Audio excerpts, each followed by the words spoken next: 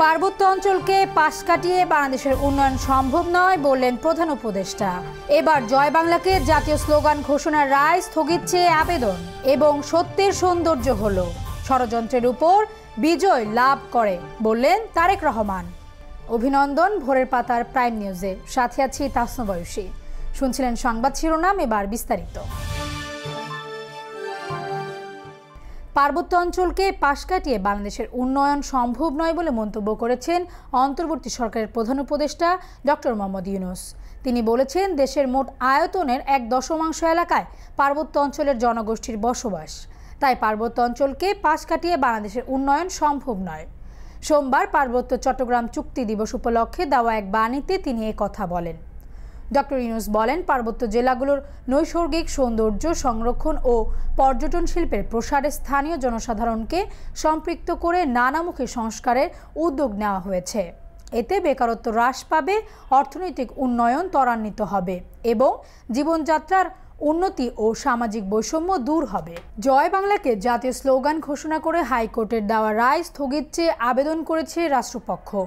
সোমবার অতিরিক্ত attorney general barrister অনিক আর হক এ তথ্য জানিয়েছেন। তিনি বলেন, আগামী রোববার আবেদনটি শুনানির জন্য আপিল বিভাগের কার্যতালিকায় আসবে।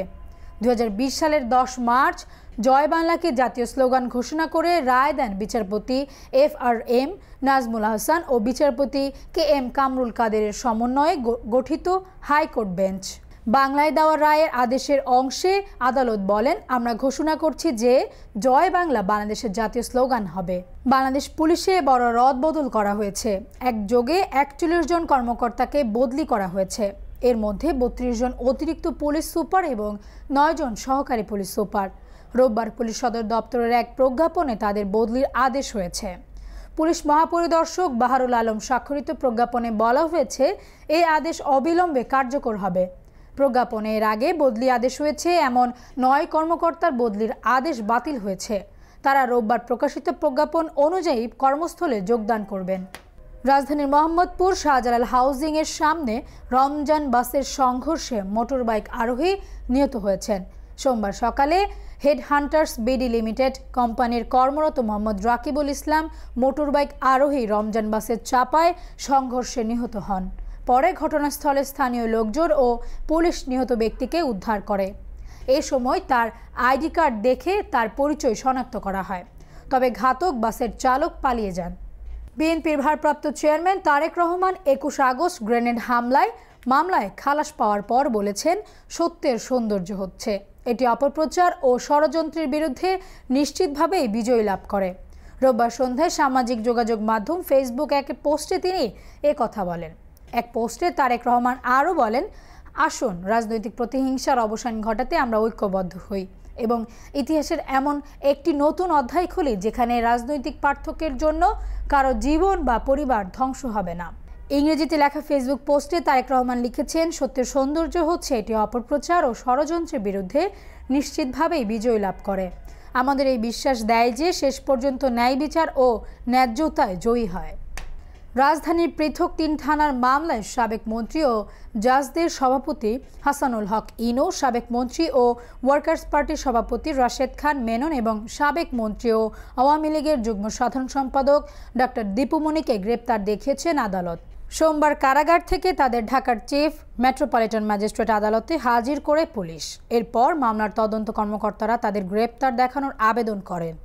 আবেদনের পরিপ্রেক্ষিতে ঢাকা মেট্রোপলিটন ম্যাজিস্ট্রেট ইমরান আহমেদ তাদের এসব মামলায় গ্রেফতার দেখানোর আবেদন মঞ্জুর করেন। বৈষম্য বিরোধী আন্দোলন চলাকালে রাজধানীর রামপুরা এলাকায় সোহান শাহ নামে একজন গার্মেন্টস কর্মীকে গুলি করে হত্যার মামলায় হাসানুল হক ইনুকে গ্রেপ্তার দেখিয়েছে আদালত। রাজধানীর মগবাজার এলাকায় সাবেক প্রধানমন্ত্রী বেগম খালেদা জিয়ার গাড়িবহরে হামলা ও বিএনপি নেতাকর্মীকে হত্যা চেষ্টার অভিযোগে করা মামলায় হাসানুল হক ইনু ও রাশেদ খান মেননকে গ্রেপ্তার দেখিয়েছেন আদালত। শাহবাগ থানায় হত্যা মামলায় দীপু মনিকে গ্রেপ্তার দেখানো হয়েছে। এবার আন্তর্জাতিক সংবাদ।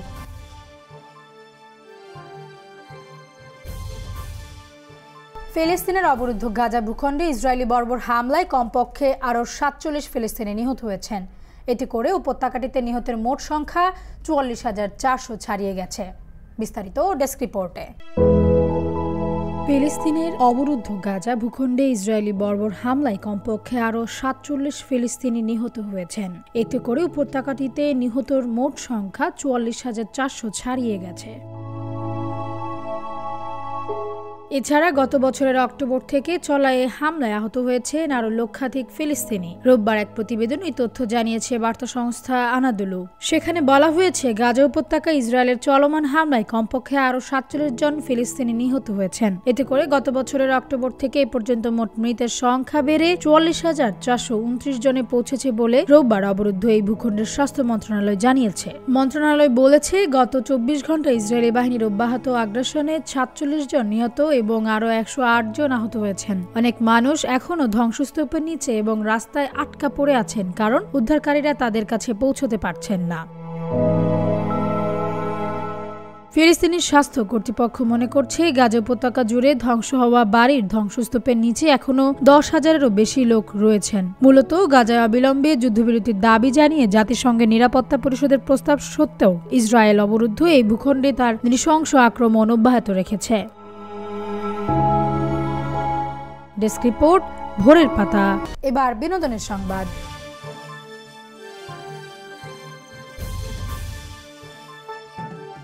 গেল ঈদেই তুফান সিনেমা দিয়ে প্রেক্ষাগৃহে তাণ্ডব চালিয়েছে ঢাকায় চলচ্চিত্রের শীর্ষ নায়ক শাকিব খান ও বর্তমান সময়ের দর্শকপ্রিয় পরিচালক রায়হান রাফি।